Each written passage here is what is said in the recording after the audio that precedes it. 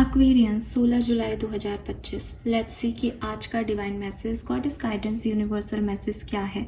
आज का दिन ओवरऑल कैसा है, आपको क्या सुनने की ज़रूरत है, क्या सब जो है आप एक्सपेक्ट कर सकते हैं आज के दिन से 16 जुलाई 2025 से। Please universe, please divine power, please spirit guides, please give me the accurate message. Thank you. 16 जुलाई 2025। सबसे पहले मैं देखूंगी आपकी ओवरऑल एनर्जी क्या है कुंभ राशि आज के दिन। Thank you, thank you so much. Okay, we have 9 of wands. So थोड़े से आप, मुझे ऐसे लग रहे हो कि थोड़े पॉजिटिव हो खुद को लेके। कोई आपको हर्ट नहीं कर दे, कोई आपकी इमेज को ख़राब नहीं कर दे, कोई आपके फाइनेंसेस को जो है ख़राब नहीं कर दे, कोई रिश्तों को ख़राब नहीं करते। तो थोड़ा एक एक्स्ट्रा प्रोटेक्टिव हो करके चलने वाली एनर्जीज़ में मुझे आप दिख रहे हो। एंड एनवायरनमेंट के लिए प्लांटेशन करो या गंदा करना, कोई गंदा कर रहा हो और मदर अर्थ को, तो आप उठा के उसको फेंक दो कि ऐसे कैसे तुम गंदा कर रहे हो, आपकी लड़ाई हो जाए किसी से। तो मतलब आप अपने आप को लेकर के प्रोटेक्टिव हो, प्लस अपना जो सराउंडिंग है, अपने जो लोग हैं उनको लेकर के भी मुझे कहीं ना कहीं आप प्रोटेक्टिव दिख रहे हो। चाहे वो आपके पेट्स हैं, प्लांट्स हैं, मदर अर्थ है, आपके कुछ खास दोस्त हैं, आपकी फैमिली है, ऐसा लग रहा है। कुछ सिचुएशन जो आपके काम की नहीं बन रही, आप फिर भी उन्हें पकड़े हुए हो बिकॉज आप उनको छोड़ना नहीं चाहते, बिकॉज ऑफ योर इमोशंस जो आपके कनेक्टेड है उनसे, उसकी वजह से आप उन चीज़ों पे गिव अप नहीं करना चाहते, आप छोड़ना नहीं चाहते किसी सिचुएशन को। ऐसी एनर्जीज मुझे यहाँ पे दिखाई देती है आपके लिए 9 ऑफ वॉन्ड्स से। सो कहीं ना कहीं अच्छी एनर्जी है 9 ऑफ वॉन्ड्स। मुझे पर्सनली ठीक लगता है बिकॉज वो वुंडेड होता है, हर्ट होता है, लेकिन स्टिल गिव अप नहीं करता। और कहीं ना कहीं हर व्यक्ति इसी सिचुएशन में होता है कि शायद बहुत अच्छी सिचुएशंस ना हो पर फिर भी एक ग्रेस से अपनी लाइफ को जीता है। So I am happy energies हैं ये। We have mural and we have phoenix. Again number 9 बहुत सिग्निफिकेंट है, नंबर 7 है, नंबर 24 है, नंबर 6 है, 19 है, 10 है, 1 है। 7, 9, 11, 10, 1 ये सिग्निफिकेंट जो है वो 6, 24 ये सिग्निफिकेंट नंबर्स यहाँ पे आ रहे हैं। 25, 29, 28 आपके लिए सिग्निफिकेंट हो सकती है। 34 भी एज हो सकती है किसी की, क्योंकि 34 इज अगेन 7 नंबर बनेगा। सो मैसेज क्या है आपके लिए? देखिए, सबसे पहला मैसेज यहाँ पे आ रहा है, be your own first priority. आप कहीं ना कहीं हो भी उस स्टेज पे। 9 ऑफ वॉन्ड्स कहता ही है कि भाई मुझे हर्ट नहीं होना चाहिए, बाकी पूरी दुनिया जाए भाड़ में।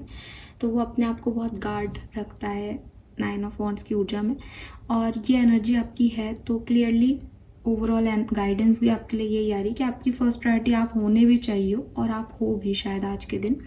बिकॉज लोगों ने आपका इतना दिल दुखाया है, या लोगों ने इतना आपके लिए एक कहते हैं ना कि ऐसी ख़राब सिचुएशंस पैदा की हैं कि आपको किसी पे बिलीव ही नहीं है अब शायद, कि कोई क्या ही मेरे लिए अच्छा करेगा, कोई कैसे ही मेरे लिए कुछ करेगा, ये तो ख़राब ही करने वाले लोग हैं, ये सिर्फ परेशान ही करेंगे। ठीक है, तो आप खुद की खुद प्रायोरिटी हो, खुद पे ध्यान दे रहे हो, खुद पे फोकस कर रहे हो, अपनी ज़िंदगी को अच्छा कैसे बनाया जा सकता है, क्या डिसीजन लें कि भविष्य सुनहरा हो, ऐसी वाली सिचुएशंस में आप रहोगे, और आपको रहना भी चाहिए। आज के पूरे दिन में कोई सिचुएशन आती है तो आपको बस यही सोचना है कि मैं और अच्छा कैसे हो सकता हूँ, मैं और अच्छा कैसे कर सकता हूँ, मेरा भविष्य और अच्छा कैसे हो सकता है, फिर डिसीजन लेना है, अपने आप को पहली प्रायोरिटी देके काम करने हैं। Then we have phoenix. Phoenix का कार्ड जो है वो यहाँ पे क्लियरली कह रहा है एक्वेरियस कि आपकी ज़िंदगी में आपको अगर कोई कहानी बनानी हो या कोई कहानी लिखनी हो, आपकी ऑटोबायोग्राफी लिखनी हो आपको अपनी, तो आप अपनी कहानी को लोगों को कैसे सुनाना चाहेंगे? आप अपनी ज़िंदगी के वो कौन से पहलू हैं जिनके ऊपर फोकस कराना चाहेंगे ज़िंदगी के इंसानों को? बिकॉज डेफिनेटली आप 50 साल के होंगे, 30 साल के हो, 20 साल के भी हो, तो एक बहुत बड़ी जर्नी रही। 20 साल में 365 दिन, 1 साल का, तो आपने पता नहीं कितने दिन जिए, कितने सारे एक्सपीरियंस होंगे। लेकिन किताब तो आपको 100 पेज की, 200 पेज की लिखनी है, तो आप उसमें कौन कौन से फेज़ अपनी लाइफ के लिखना चाहोगे, और उन फेजेस में आपका व्यक्तित्व कैसा रहा, इसको आप कैसे बताना चाहोगे। ज़रा ये आज के दिन सोच के ज़रूर देखें। यूनिवर्स कह रहे हैं कि कभी कभी हम जब कहानी को दूर से देखते हैं तो हम ये सोच के नहीं देखते कि ये हमारी कहानी है, यहाँ हीरो हम हैं, हीरोइन हम हैं, हम बस कहानी को देखते हैं।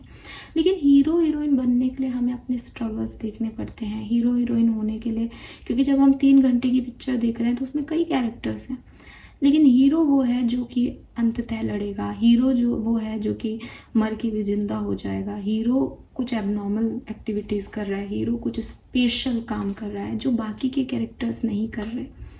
तो भगवान ने आपको आपकी कहानी का हीरो और हीरोइन ही बनाया, लेकिन क्या आप साइड हीरो साइड हीरोइन की तरह तो वर्क नहीं करने लग गए? कहीं आप अपनी मूवी में जॉनी लीवर या कादर खान तो नहीं हो गए?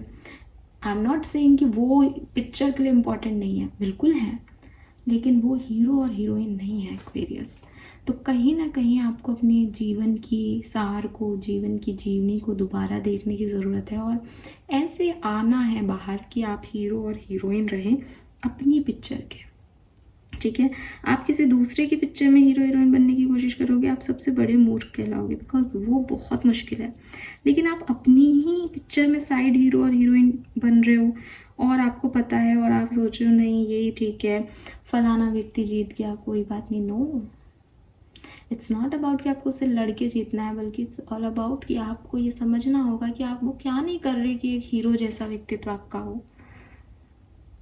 हो सकता है भगवान ने आपको जो स्ट्रगल दिए हैं वो इसीलिए दिए हैं कि हीरो है जो स्ट्रगल से पार खाता है, बट आप रो रहे हो, बैठ रहे हो, चीख रहे हो, तो आप तो उससे पार पा ही नहीं रहे।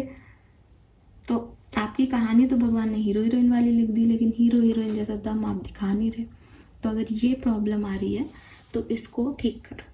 अगर आप कहोगे अब मेरे पास, आपके पास जवाब ये है कि मैंने अपनी ज़िंदगी को बहुत बेहतरीन जिया है, मेरी ऐसी सिचुएशन थी उस समय, मैं उससे निकल के यहाँ पहुँची हूँ या पहुँचा हूँ, देन क्लैप फॉर यू।